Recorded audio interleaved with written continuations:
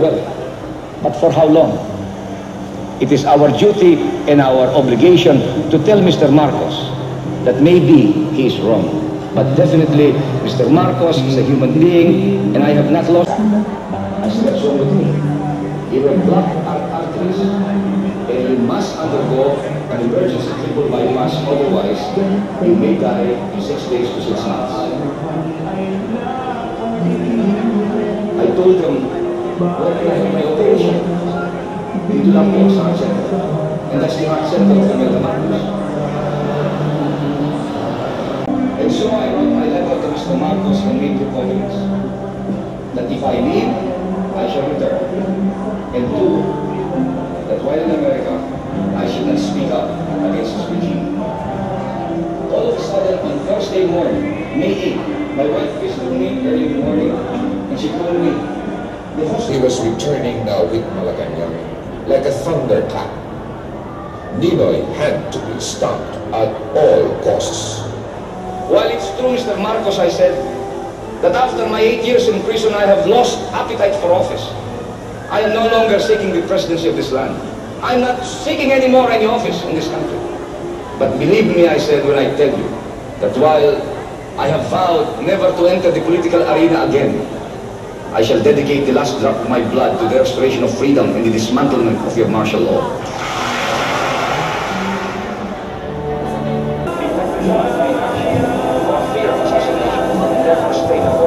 But flight time had come, and Julius Caesar it was who said, decisions were made on flight time before the waters were set.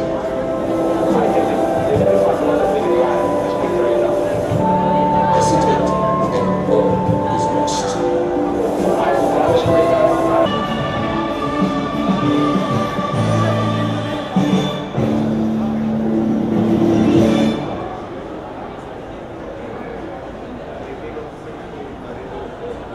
Lahat, magsisimula na po tayo. Welcome sa Laban ni Ninoy Photo Exhibit. And to start off with our meaningful program this afternoon, may I call on Mr. Robinson Ong, the General Manager of Camera House, for our invocation.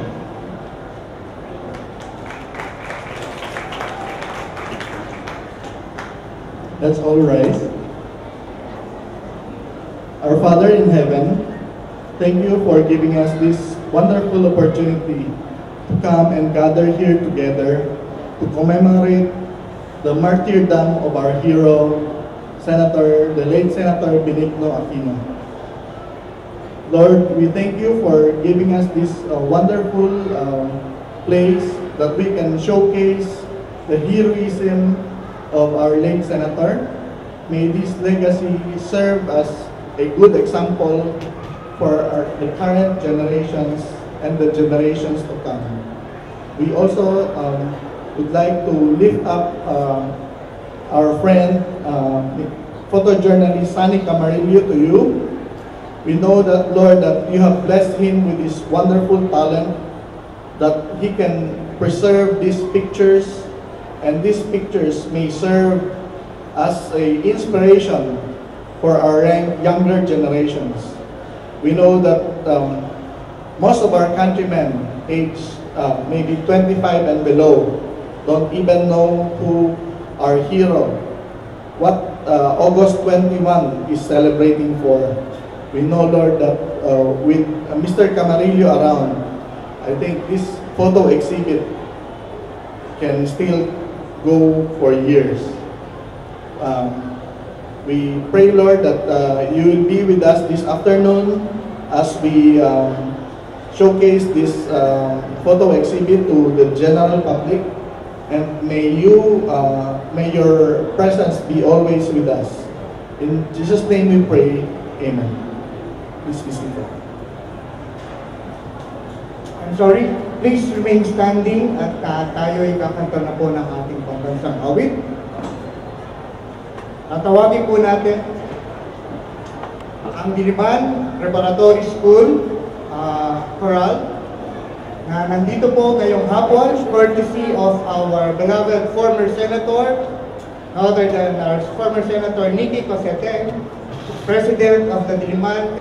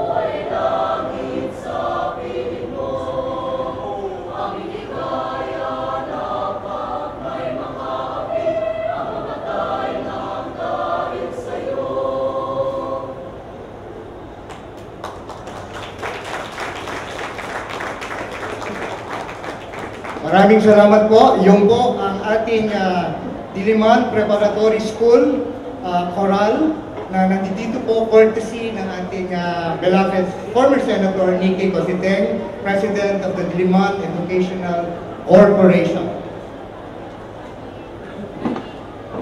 Once again, magandang hapon ho. Good afternoon to everyone and welcome again to our Laban ni Ninoy photo exhibit.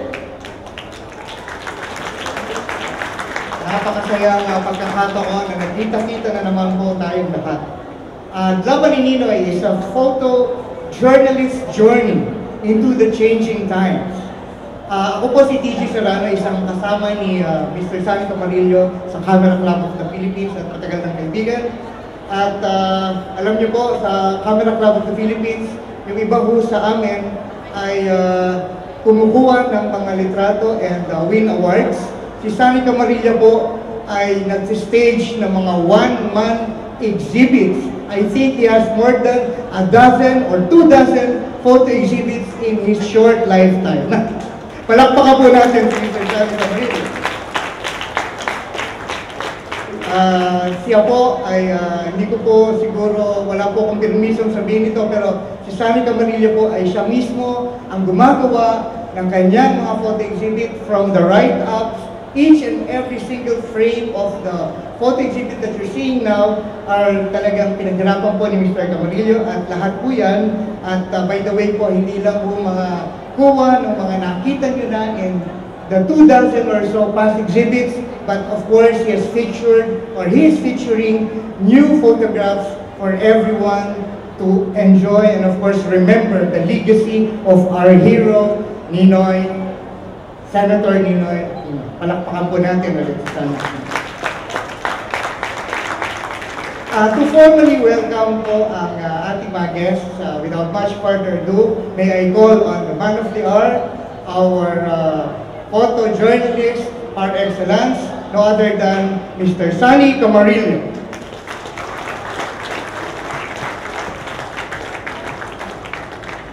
Maraming salamat, TG. Magandang hapon po sa inyong lahat. Ang exhibit na ito ay para sa kabataan at sa mga henerasyon ngayon. Para sa akin po ay natutuwa ako sa kanilang mga sinasabi tungkol sa aking mga exhibit at sa kanilang mga panalangin na tumagal pa ang buhay ko para makagawa pa ako ng ganito. Maraming salamat, Secretary Paloma, sa ating Presidente. Nakapag-inayan lang po at binagyo tayo noong August 20 dahil napakaganda na ang aming preparasyon. And ako po'y nag-imbita ng mga tinatawag kong mga Ninoy Warriors. At ewan ko na po kung magparating na si Joey Lina, si Mel Lopez. Sila po yung, si Rene Herman, nandito na po. Sila po yung mga nakukunan ko sa mga rally noon. At ito ay hindi lang para sa atin, kundi talaga para sa kabataan, sa mga henerasyon. Ako po'y nagpapasalamat sa aking mga sponsors. Maraming salamat sa inyo at nailagay ko ang exhibit na ito, kunti na hindi matuloy. Ako'y nagpapasalamat kay Mr. Chris Carion sa kanyang agarang pagsagot sa aking mga panawagan sa kanya. Mr. Chris Carion, the former Commissioner of the EDSA People Power Commission and the founding chairman of the Spirit of EDSA Foundation, na siyang laging namumuna sa paggugunita ng mga EDSA People Power, tungkol kay Ninoy, tungkol kay Cory. Siya po ang tinatawag ko spark plug ng Spirit of EDSA Foundation. Maraming salamat, Chris, sa iyong mga tulong. Para kay Ninoy.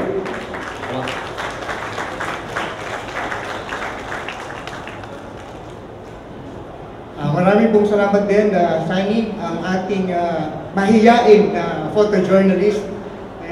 Hindi niyo po napapansin, for the first time, nagkaroon ho ng litrato si Mr. Sunny Ren sa mga poster niya.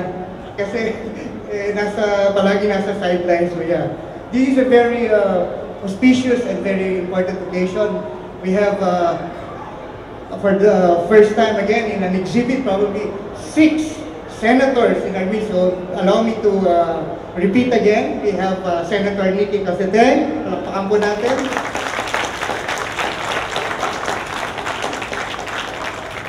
We have, of course, Senator Nene Pimentel and Mrs. Pimentel. Nina. Magandang hapon, no? Of course, dating na po dito ang dalawa pa pong senador, Senator Harrison Alvarez at si Senator Lina. Nasa parking na rin po siguro. At of course, we would like to acknowledge yung kanina pong magandang pambansang awit na dinala po courtesy ng ating beloved Senator Coseten. Ang dean po ng Diliman Computer Technology Institute ay Dr. Carol Duca. At of course, the Grade School Student Development Coordinator is Miss Jennifer Valdez. Salamat po. Mamaya po ay kakanta pa rin po sila ulit. At this time, we move on for some candid recollections, tributes if you may, and of course, impromptu po ito. Ewan ko po kung lahat po ay na-forewarn ng ating photojournalist of the hour, Sunny, pero may I have the pleasure of calling on them in turn. And let me start off by, of course, calling on the very articulate and, of course, mahal na mahal din ng mga taga-airport, ang ating butihing former General Manager ng NAIA, si GM, tawag po namin pa rin hanggang ngayon, GM Relly Herman. Palakpakan po natin.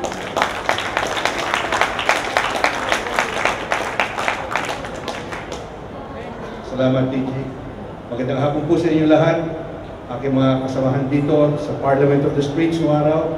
Nikki, Nene, Bing, of course my wife Bunny, Sunny is here, the two Sunnys. I keep telling my friends, no, lalo na yung mga nakababata sa akin, mga anak ko, you know, at my age, I've seen it all, I've heard it all, I've done it all, but I can't remember it all anymore. And that is why we need people like Sunny Camarillo to record the important events in history na naganap 30 years ago, even way beyond 30 years ago. Dahil karamihan sa atin, yung mga kaedad ko, nakakalimutan na natin yung mga pangyayari.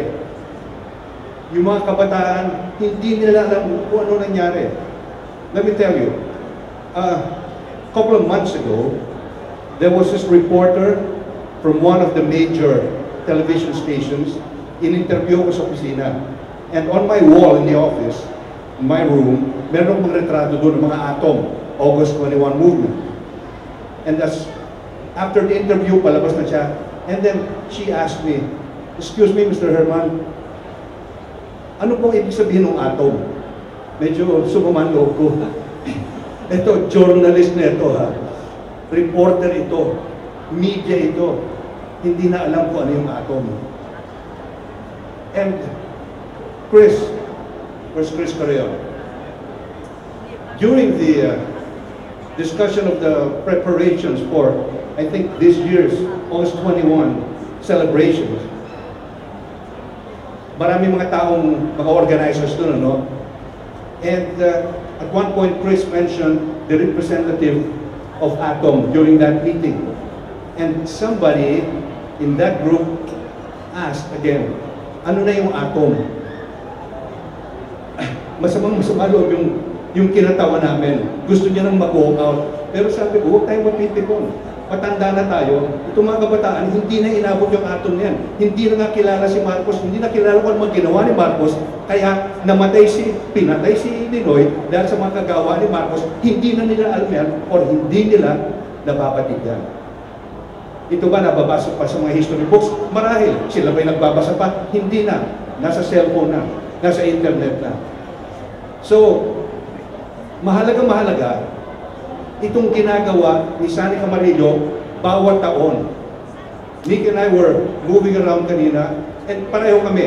Tumataas ang mga balihibo namin at nagningilit ang luha namin nang makita namin kung ganong kaganda si Nikki, kung ganong kagwapo ako nung araw. Grabe.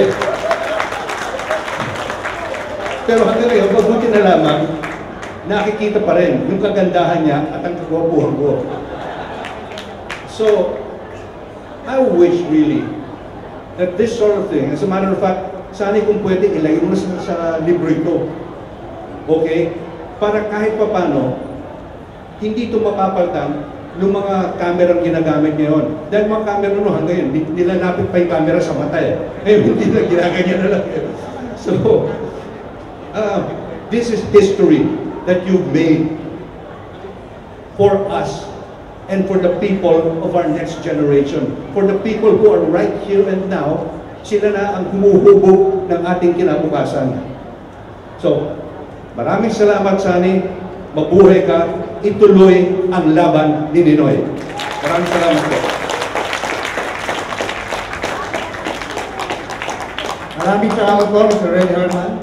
Talagang tama-tama po yung sinabi niya ng mga bata po sila doon sa ibang mga litrato. I'm sure you were able to see never before seen photos, unpublished photos, at talagang hinukay na naman ni Mr. Sani sa kanyang baon ng maraming litrato. Palapakan po natin sa Mr. Sani. Ngayon po, tatawagin rin po natin, of course, we'd like to acknowledge the arrival of another distinguished guest, no other than Senator Herson Alvarez po. Magandang hapon po, Senator Alvarez. At this stage, I would like to call on Mr. Chris Carrion, but he just requested me to read this very important message. Senator. And this was forwarded from Mr. Fernando Peña, and of course this was sent to Mr. Chris Carrion. This message comes from Mr. Adwar Ibrahim. 30th anniversary of Ninoy's assassination. We join the people of the Philippines in commemorating the 30th anniversary of Ninoy's assassination in solemn remembrance of the loss of such a great hero. Ninoy's martyrdom must not be seen as a sacrifice only for the Philippines, but for all nations who cherish justice, freedom, and democracy. This message is from Mr. Anwar Ibrahim, Prime Minister. Thank you very much.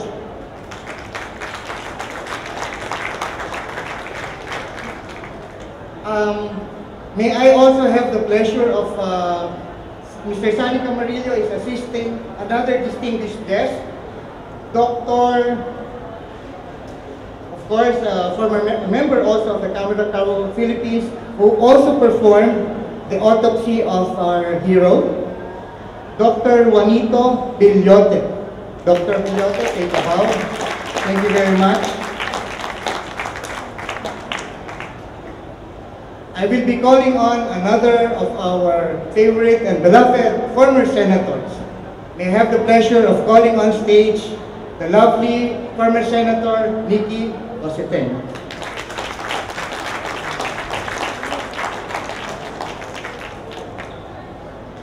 Thank you very much.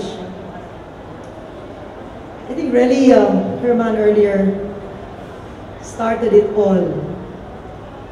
Before anything else, I'll tell you, I've been in public office for as far as a long time ago, since 1987 formally. But before that, we were in the Parliament of the Streets. It's only today that I don't know where to start. I may not even know what to say. We have before us the EDSA warriors that Sunny calls us. Sunny, salamat dito sa photo exhibit at sa iyong pagpanyaya. Salamat sa tagumpay ng inyong pagpapakita ng mga larawan ng revolusyon.